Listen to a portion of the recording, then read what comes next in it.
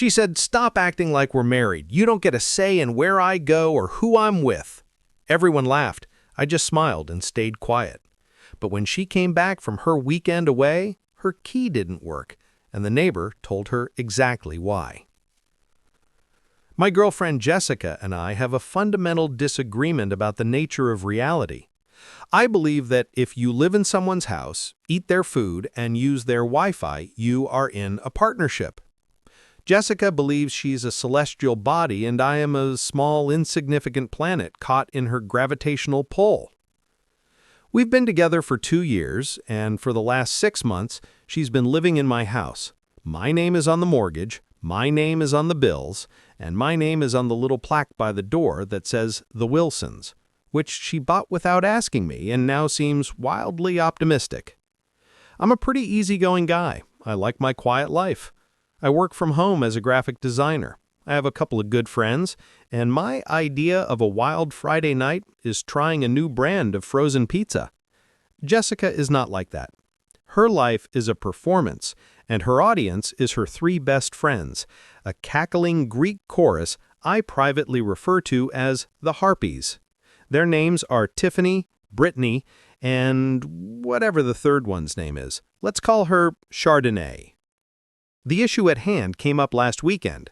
I was making dinner, and Jessica walked into the kitchen, phone pressed to her ear, already dressed to go out. She was in the middle of a loud, one-sided conversation with the Harpies.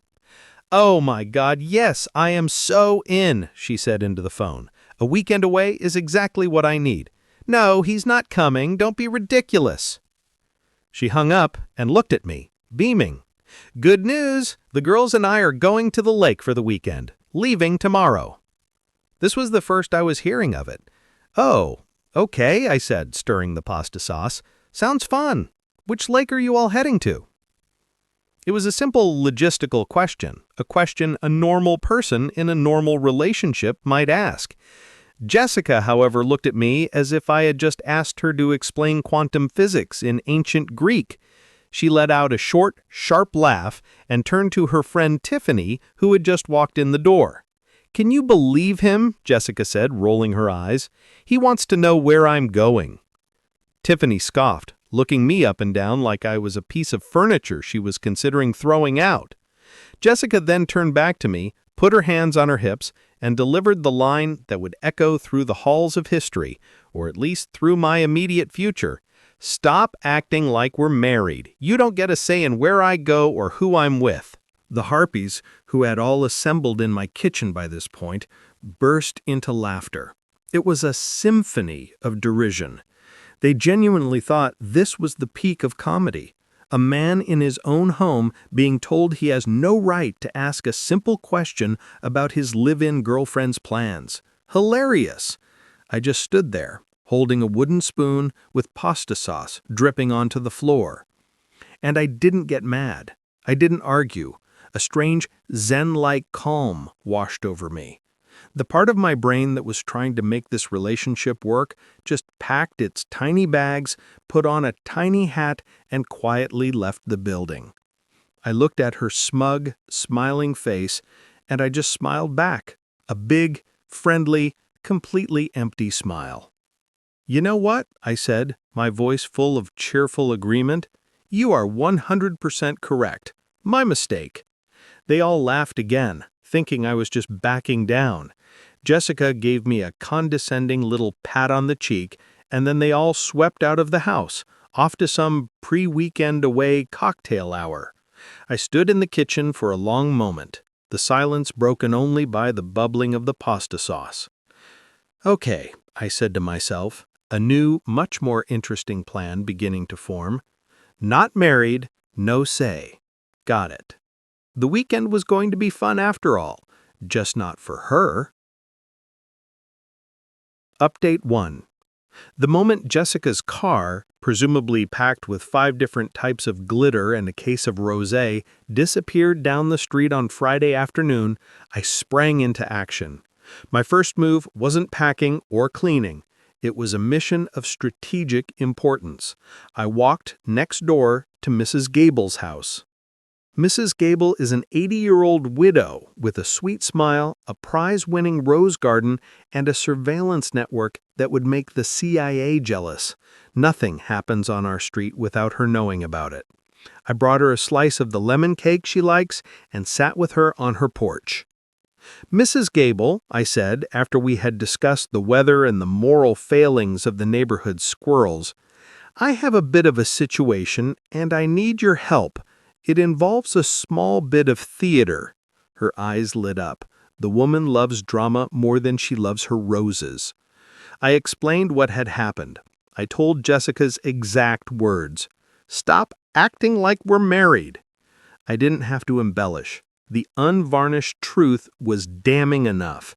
By the time I finished, Mrs. Gable was patting my hand with a look of righteous fury on her face. "That shameless little hussy," she declared. "Don't you worry, Tom. You leave it to me. What's my line?"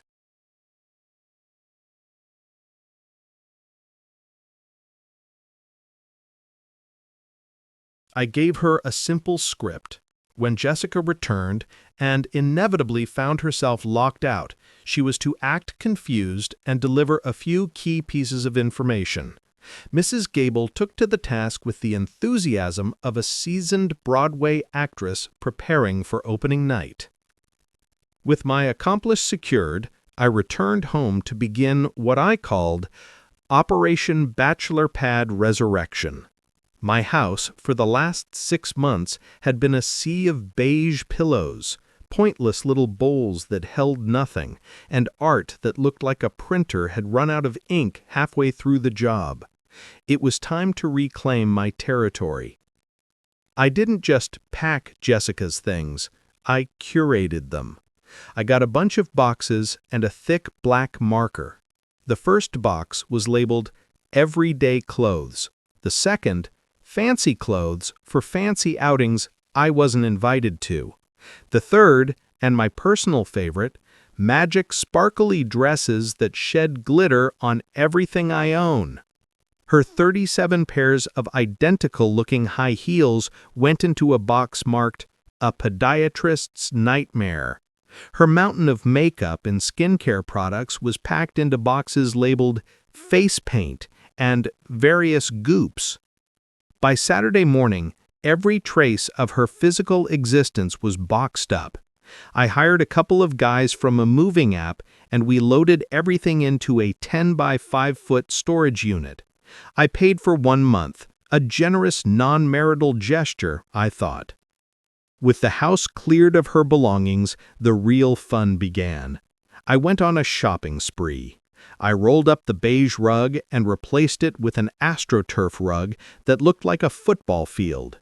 I sold her sterile white couch online and bought a gigantic black leather recliner sofa with approximately 16 cup holders. Her sad minimalist coffee table was replaced by a vintage pinball machine I found on Craigslist. It didn't work, but it lit up, and that's what mattered. The bedroom was next. I took down the weird macrame thing she had hung over the bed and replaced it with a framed poster of a grizzly bear catching a salmon in its mouth. It felt right. My final and most brilliant move happened on Saturday afternoon. I drove to the local animal shelter just to look. An hour later, I came home with a 120-pound St. Bernard puppy named Gus. Gus was not a small dog. He was a furry, drooling, lovable wrecking ball. He immediately claimed the new leather sofa as his own and fell asleep snoring like a lumberjack. The house was transformed. It was no longer a showroom for a sad beige life.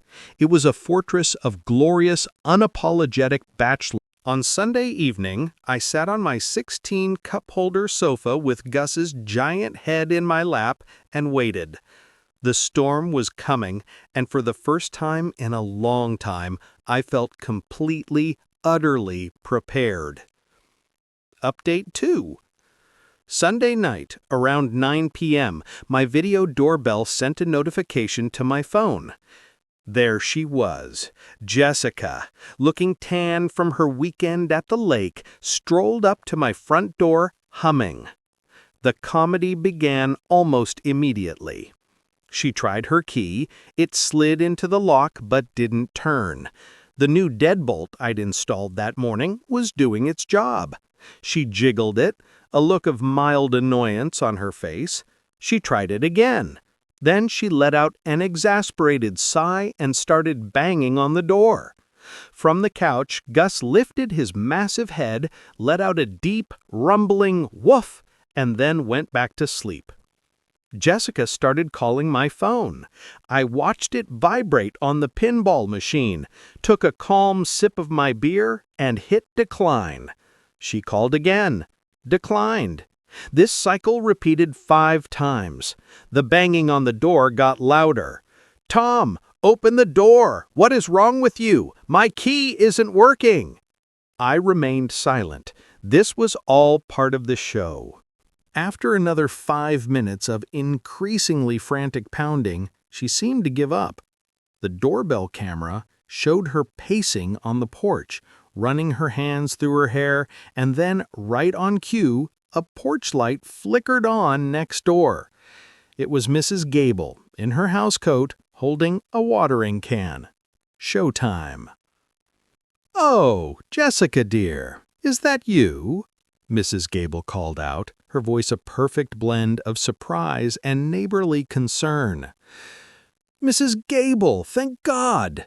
Jessica said, rushing over to the edge of my porch. "I can't get in. My key isn't working. Is Tom home? I can see the lights on." "Oh, Tom's home," Mrs. Gable said, nodding sagely. "He's had the most wonderful weekend. A real transformation." "Transformation? What are you talking about?" "Well, he told me the good news," Mrs. Gable said, leaning on her railing conspiratorially. "He said you two aren't married. He said he doesn't get a say in anything you do, so he decided to celebrate his newfound freedom. He redecorated the whole house. It's a man's home now, he said. Very rugged." Jessica just stared, her mouth hanging open. "And the best part?" Mrs. Gable continued, barely containing her glee. "He got a dog, a great big beautiful boy named Gus. He said he wanted a companion who was loyal and didn't talk back. Isn't that sweet?" The look on Jessica's face was a masterpiece of disbelief and horror. She slowly turned and peered through my living room window. From my vantage point on the couch, I saw her face pressed against the glass. Her eyes widened as she took in the scene, the football field rug, the pinball machine, and the giant, snoring Saint Bernard occupying her spot on the new sofa. She let out a sound that was somewhere between a scream and a sob.